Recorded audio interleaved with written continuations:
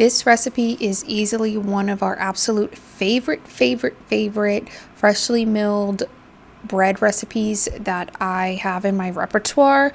And I am very excited to take you along today on a step-by-step how-to for a few reasons. One, freshly milled flour, especially if you're just getting started, can be very overwhelming if you've come from a background of using all-purpose store-bought flour. Transitioning to freshly milled flour can be a bit of a learning curve. And secondly, throw in sourdough in there, whether you're new with sourdough, seasoned, etc., etc. It is a learning curve when you go from learning on all-purpose flour, store-bought flour, and transitioning to freshly milled. But I will say this recipe is so easy, just completely foolproof, I think. If your starter is strong enough and you allow the process to take place, it is pretty hands-off, and I'll go over some different techniques in this video, but let's just kind of roll with it and we'll see how you're feeling at the end, if this is something you can replicate, if you feel comfortable with. Again, thank you to Grains in Small Places. I find that especially for freshly milled recipes, she has been spot on. She just hasn't missed in any of her recipes that I try. They have been all amazing. I can't say that for everyone, but hers have been incredibly wonderful. I do find that with breads, use a scale, measure in grams. That would be my first suggestion here. Secondly, with this recipe, because it is freshly milled flour, you want to combine all of your ingredients, give it a good mix, and you can do this by hand or with a spoon. I just like my mixer. Okay, I know that there's sort of this movement to get away from the mixer so that it can be, less involved, showing people that you don't need much to make bread. You need a bowl, your ingredients, and your hands, essentially, or a spoon. I like my mixer. You can try it however you want, but what is important is that once it is incorporated and combined, you let this dough rest. At least 20 minutes. I let it rest for 30 minutes now. I find that that's the sweet spot for this particular recipe. Once it has rested, go ahead and give it a good knead. Now there's some,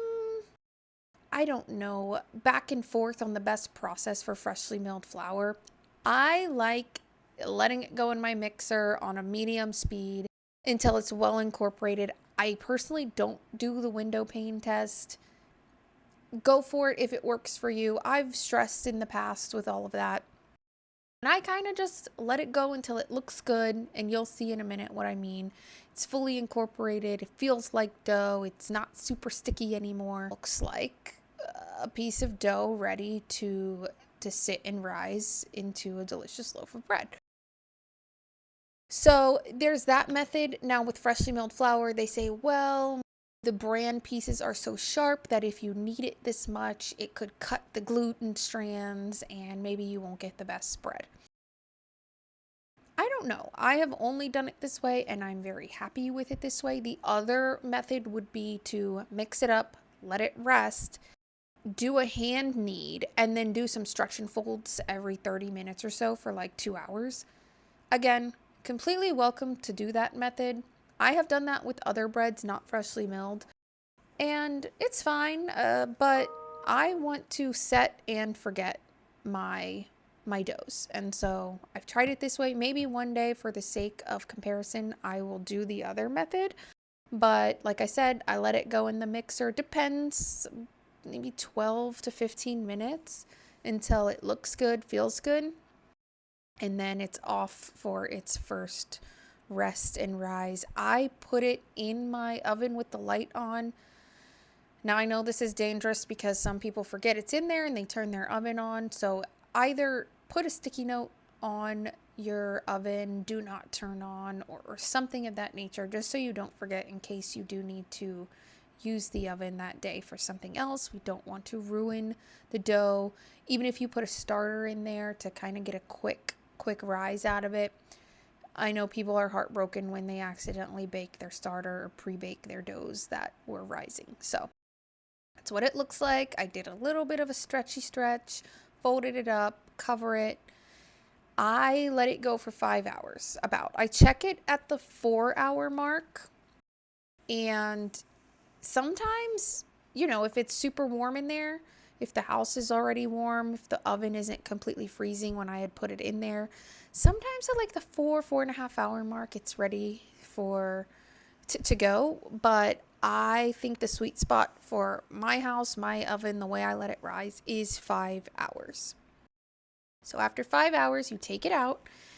And this is very important. When you preheat the oven, you want to put a tray at the bottom, and you want to fill that tray with water right away. The reason this is important is so that your bread can be crusty and get that really good rise. Now, I have made the mistake of waiting for the oven to already be hot to put the water in the tray. You don't want to do that. You want it to be really nice and steamy. The other reason I love this recipe is because there is not a second rise time, which is kind of crazy how it works out. So what you do now is you're going to either shape it into 4 loaves or 2 longer loaves. We really like the 4 mini ones.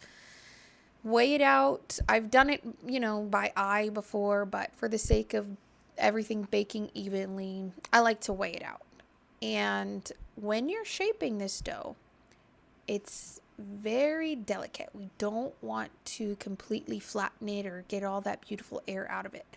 So you're just going to gently shape each end and then roll it to create some surface tension and let it go. So there's no flattening out, rolling it, all of that. The less we work with it, the better.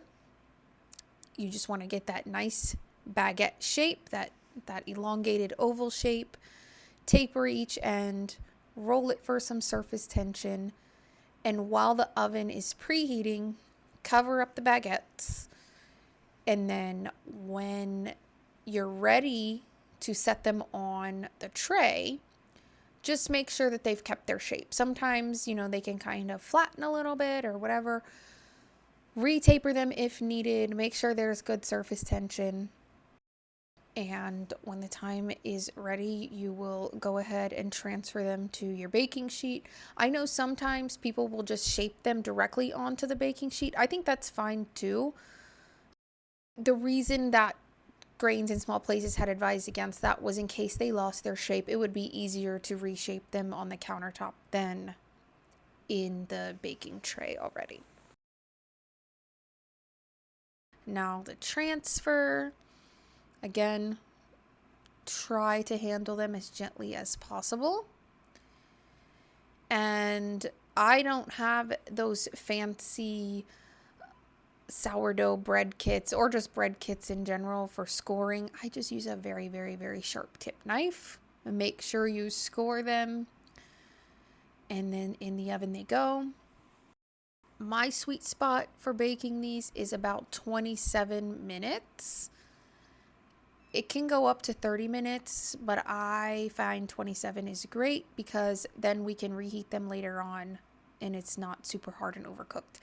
Yes, watch out. The steam is hot. I learned the hard way and got a very bad steam burn one time. So that is this recipe. I will link it in the description box. It's just, come on.